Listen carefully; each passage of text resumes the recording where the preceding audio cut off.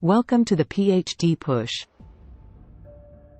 Today's story was submitted by Karin.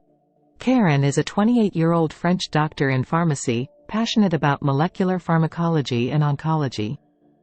In 2018, she failed to obtain a PhD grant, and shortly after that, she met Professor Adams. Professor Adams is an experienced researcher with impressive knowledge of cancers and new therapeutic targets, and virology. Professor Adams offered Karin a proposition to come work in his team, after her failed attempt to get a PhD grant. She accepted the offer, and they worked side by side from the beginning of 2019. Karin worked mainly on a complex molecule they called oncotrin. Karin wrote her pharmacy thesis on the subject she was working on with Professor Adams. After obtaining her PharmD, she prepared for the second time the application for obtaining a PhD grant.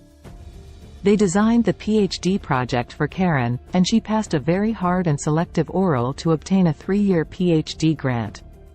Professor Adams became Karin's PhD supervisor, and they continued to work together. From the beginning, Professor Adams explained that he was regularly working nights, like beginning to do the thinking around 9 p.m. and ending around 6 a.m. Weeks after weeks, he convinced Karin to follow him with this tempo, plus, of course, working on the bench during the day. The typical week was 2 or 3 very late nights, with the rest of the week loaded with experiments and, not so late, work, ending around 10 p.m. They were producing a lot of data on the oncotrin molecule. However, things began to change with Professor Adams.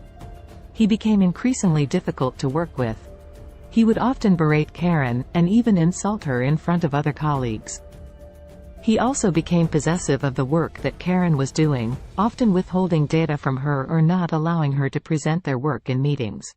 Karin began to feel like she was working in a toxic environment. She had no support from her supervisor, and her mental and physical health began to deteriorate. She was constantly exhausted from working long hours and not getting enough sleep. She began to feel like she was in a never-ending cycle of work and was not making any progress towards completing her PhD. Karin realized that she needed to make a change. She spoke to the head of the lab about the situation, and they agreed to move her to another lab.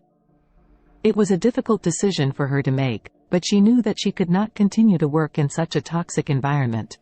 In conclusion, Karin's story is a reminder that the journey to obtaining a PhD is not easy, and one must be careful in choosing their supervisor. The right supervisor can help students succeed, while the wrong one can lead to burnout and failure. If you are pursuing a PhD, remember to prioritize your health and seek support when needed.